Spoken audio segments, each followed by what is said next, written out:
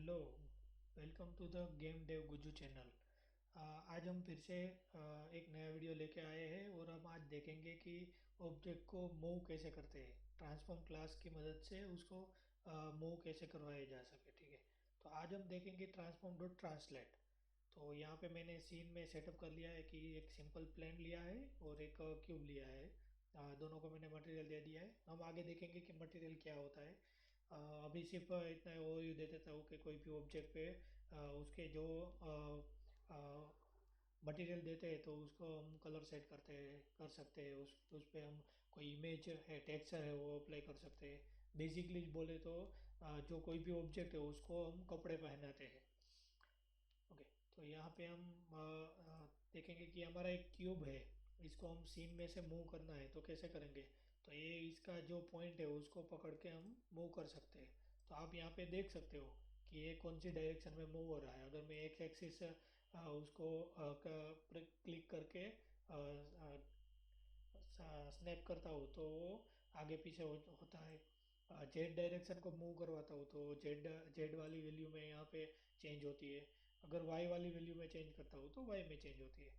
तो बस यही हमें स्क्रिप्ट से करना है। अगर हम यहाँ पे देखें कि मेरे को ये ऑब्जेक्ट 10 सेट करना है पोजीशन एक्स में, वाई में है वो 5, जेड में है वो 5 सेट करना है, तो हम यहाँ से इंस्पेक्टर में से करते हैं। तो यही चीज़ हम स्क्रिप्ट में से भी कर सकते हैं। तो सिर्फ पोजीशन सेट करनी है तो एक बार करेंगे।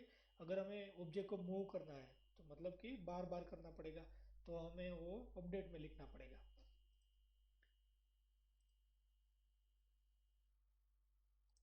यहाँ पे अपने रखते हैं दो। अभी हम स्क्रिप्ट में जाते जाके यहाँ पे लिखते हैं कि उसको मूव कैसे करवाना है। तो सबसे पहले तो उस वहाँ पे पोजीशन कैसे सेट करना है वो बता देता हूँ। तो एक बार अगर पोजीशन सेट करनी है तो कहीं पे भी आप कहीं से भी एक बार कॉल होता हो वहाँ पे आप कोड लिख सकते हो। तो स्टार्ट मेथड एक बार कॉल कॉल होगी तो यहाँ पे मैं लिखता हूँ ट्रांसफॉर्म डॉट पोजीशन। इसकी पोजीशन चेंज करनी है। तो अगर हमें सिर्फ एक ही डायरेक्शन में पोजीशन चेंज करनी है, मेरे को एक्सिस की पोजीशन चेंज करनी है तो मैं सीधा नहीं कर सकता। तो हमें यहाँ पे न्यू वेक्टर 3 लेना पड़ेगा, क्योंकि ये पोजीशन अगर आपको पता नहीं है कि कौन सी वैल्यू यहाँ पे देनी है तो यहाँ पे माउस रखोगे ओवर करोगे तो ये दिखा देगा कि वेक्टर 3 है वो वैल्यू लेता है, गेट भी करता है और सेट भी करता है। तो हमें अभी सेट करवानी है तो कौन सी वैल्यू, वेक्टर 3। तो यहाँ पे वेक्टर 3 डाल देंगे। वेक्टर 3 अभी कौन सी एक्सिस में वैल्यू देनी है। वेक्टर 3 क्या करता है, 3 वैल्यू देता है, एक्स वाई और जेड। तो यहाँ पे एक्स में हमें सेट करनी है, वाई में नहीं करनी है। तो वही पोजीशन रखेंगे। तो वही पोजीशन कहाँ से मिलेगी, तो ट्रांसफॉर्म कंपोनेंट से। तो यहाँ पे वैसे ही लिख देते हैं transform dot position dot y. तो वाई की पोजीशन मिल जाएगी। जेड में भी नहीं सेट करनी है तो वहाँ पे भी लिख देंगे transform dot position dot Z. तो अभी ये क्या करेगा, जैसे ही हम रन करेंगे तो इसकी पोजीशन है वो 5 है वो सेट कर देता कर देगा एक्स एक्सिस में।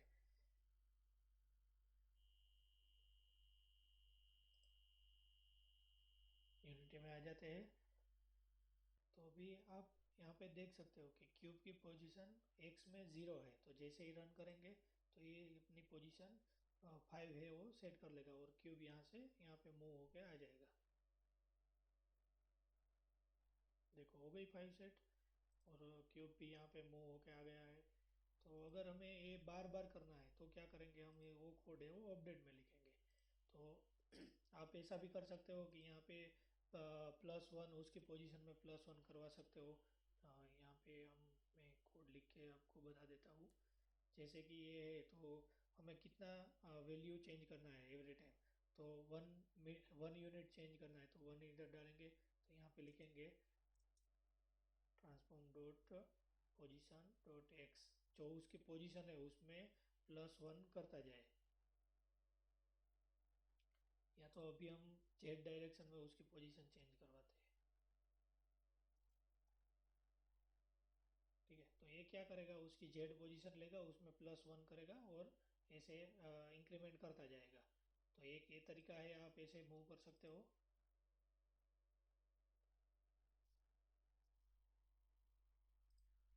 अब जैसे जैसे ही मैं रन करूँगा तो ये अपनी जेड डायरेक्शन में एक एक पोजीशन प्लस करता जाएगा और जेड डायरेक्शन में मूव होता रहेगा, क्योंकि अपडेट में कोड लिखा है। तो देखो आप देख सकते हो सीधा वो चला गया। और यहाँ पे आप पॉज करके एक एक फ्रेम रन करोगे तो आपको दिखाई देगा यहाँ पे कि एक एक पोजीशन है वो अपडेट हो रही है, इंक्रीमेंट हो रहा है। ये है सिंपल तरीका।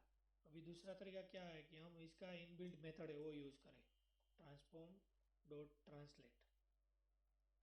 तो ये क्या करता है कि हम कोई भी स्पेसिफिक डायरेक्शन देते हैं, वो डायरेक्शन में वो अपना पोजीशन चेंज करेगा और वो डायरेक्शन में मूव करेगा। तो जैसे हमें फॉरवर्ड डायरेक्शन में मूव करना है जेड डायरेक्शन में, तो यहाँ पे लिखेंगे वेक्टर 3 डॉट फॉरवर्ड।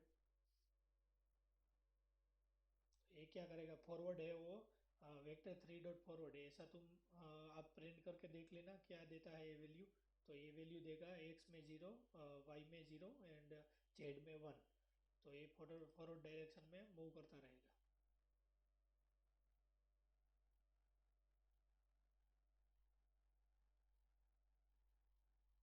तो जैसे ही यहाँ पे रन करेंगे तो ये अपनी फॉरवर्ड डायरेक्शन में जेड डायरेक्शन में मूव करेगा। देखो हो गया। यहाँ पे भी आप पॉज करके देखो तो एक एक वो इंक्रीमेंट करता है एक एक यूनिट।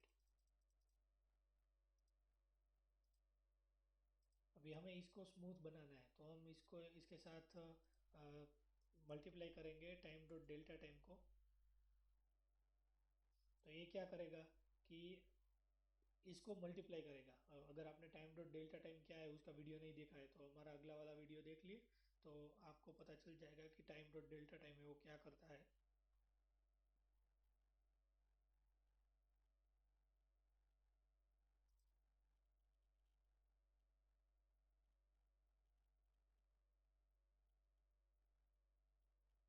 देखो ये अभी उसकी स्लो स्लो में मूव हो रहा है। मतलब उसने क्या किया कि जो फॉरवर्ड डायरेक्शन है उसके उसके साथ टाइम डॉट डेल्टा टाइम को मल्टीप्लाई कर दिया। अभी हमें इसको स्पीड भी मेंटेन करना है कि ये स्पीड तो हमें चाहिए नहीं। तो हम यहाँ का क्या कर सकते हैं, यहाँ पे एक वेरिएबल डिक्लेयर कर लेते हैं, serialised field float speed. Default value देनी है तो यहाँ से दे देंगे 1। और इसको क्या करेंगे, इसको मल्टीप्लाई करेंगे इसके साथ।